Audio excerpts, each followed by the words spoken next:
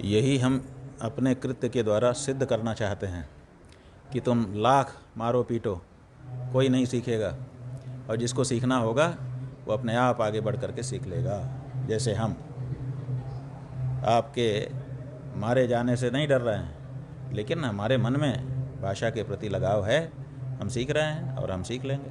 लेकिन सर महाराज जी, राजनीति करने के लिए क्या मुद्दे कम पड़ गए हैं कि भाषा को बीच में लाया जा रहा है? बात यह है कि एजेंडा बनाया जा रहा है? मुद्दे कभी कम नहीं है, अवसर कभी कम नहीं है, लेकिन उन मुद्दों को पहचानने की, अवसरों को पहचानने की क्षमता नेताओं में कम हो गई है।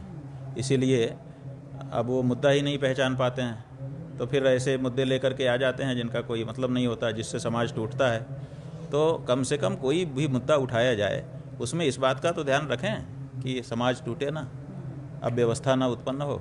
लेकिन ऐसे मुद्दे उठा लें, मान लो इससे लाभ भी हो, वैसे तो इससे कोई लाभ हो नहीं रहा है, लेकिन अगर लाभ भी हो तब भी क्या ऐसे मुद्दे उठाए जाने चाहिए जिससे समाज टूटता हो।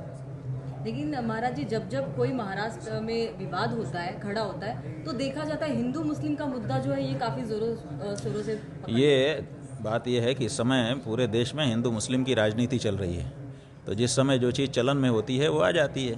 तो हिंदू मुस्लिम की राजनीति ही पूरे देश में चल रही है, इसीलिए यहाँ आ जाती है। लेकिन क्या सही लगता है? क्या सही कैसे हो ये सकता होना है? चाहिए? सही कैसे हो सकता है? जब आपने एक देश बनाया हुआ है और उसमें सबको रहने के लिए मौका दिया हुआ है, तो फिर देश में देश के लोगों के खिलाफ खड़ा करने का कोई भी उपक्रम उचित कैसे कहा जा सकता है? आप क्या कर रहे हो? हिंदू को मुस्लिम से लड़ाओ या मुस्लिम को हिंदू से लड़ाओ, असल में तो देश से देशवासी ही लड़ रहा है ना। ये तो गृह युद्ध है, तो आप ये क्यों कर रहे हो? अगर आपको मुसलमान से लड़ना है, आप हिंदू देश घोषित करो, उसके बाद लड़ जाओ। अगर आपको हिंदू से लड़ना है, आप मुस्लिम देश घोषित करो, हिंदू से लड़ जाओ। लेकिन आप घोषित अलग तरह से हो और काम अलग तरह का कर रहे हो, ये उचित नहीं है। जब भी महाराज जी आपको मराठी सिखाया जा रहा था, तब हमने देखा आप काफ़ी इंटरेस्ट के साथ सीख रहे थे, और 2 ही दिन हुए और 2 दिन में आपने काफ़ी अच्छा बोला हम लोगों से। तो आने वाले समय में अगर आप वापस से महाराष्ट्र में आते तो क्या अपना भाषण आप मराठी भाषा में देना चाहेंगे हिंदी के साथ ही? देखिए, पहली बात तो यह है कि भाषा सीखने के लिए बच्चा बनना पड़ता है। बिना बच्चा बने कोई भाषा नहीं सीख सकता। तो स्वाभाविक है कि हम भी बच्चा बनेंगे तभी सीख सकेंगे, इसलिए बच्चा बने हैं। और हम सीख क्यों रहे हैं? इसीलिए सीख रहे हैं ना कि महाराष्ट्र में उन लोगों से जो दूसरी भाषा नहीं जानते हैं, केवल मराठी जानते हैं, उनसे संवाद स्थापित कर सकें, तो उसका इसी में उपयोग होगा। तो सर, जिस तरीके से साथ ही साथ जो महाराष्ट्र के संत हुए हैं, उन्होंने मराठी भाषा में बहुत सारा धार्मिक आध्यात्मिक साहित्य लिखा है।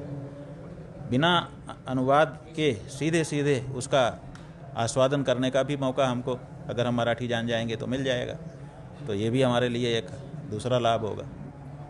महाराज, जिस तरीके से वीडियो वायरल हुआ था एक भाजी वाले को, या जो मिडिल क्लास फैमिली है जो एक दिन पे अपना घर रोजी रोटी चलाता है, उसको एक झापड़ मार के ज़बरदस्ती मराठी बोलने पे फोर्स करना, इस पे आपकी प्रतिक्रिया क्या होगी? क्या ये इस पे हमारी प्रतिक्रिया की बात नहीं है बहन जी, ये तो पूरे देश की प्रतिक्रिया से पता चल गया कि इस तरह का कार्य अब देश में अस्वीकार्य है। किसी ने भी स्वीकार नहीं किया। उनकी पार्टी के जो कार्यकर्ता थे उन्होंने भले बातें कही, लेकिन कोई पार्टी का बड़ा नेता भी निकल करके नहीं आया जिसने समर्थन में वक्तव्य दिया हो। आप देख लीजिए, या तो जो मुख्य नेता है उसने कहा, राज ठाकरे ने कहा, और या तो कार्यकर्ता ने कहा। जो बीच के नेता हैं वो क्यों चुप हैं?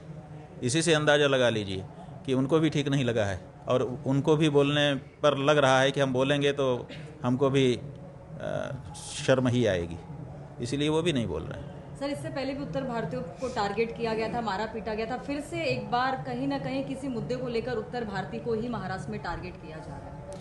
हाँ ठीक है, वो मराठी अस्मिता जगा करके मराठियों का वोट लेना है, क्योंकि उत्तर भारत के लोग यहाँ काम तो कर रहे हैं, यहाँ की प्रगति में योगदान तो कर रहे हैं, लेकिन उनमें से आधे से ज़्यादा वोटर नहीं हैं, और जो वोटर हो चुके हैं यहाँ पर रह करके अमुक पार्टी को उनका वोट मिल नहीं रहा है, ऐसा वो मान रहे हैं, इसलिए उसकी परवाह नहीं कर रहे हैं।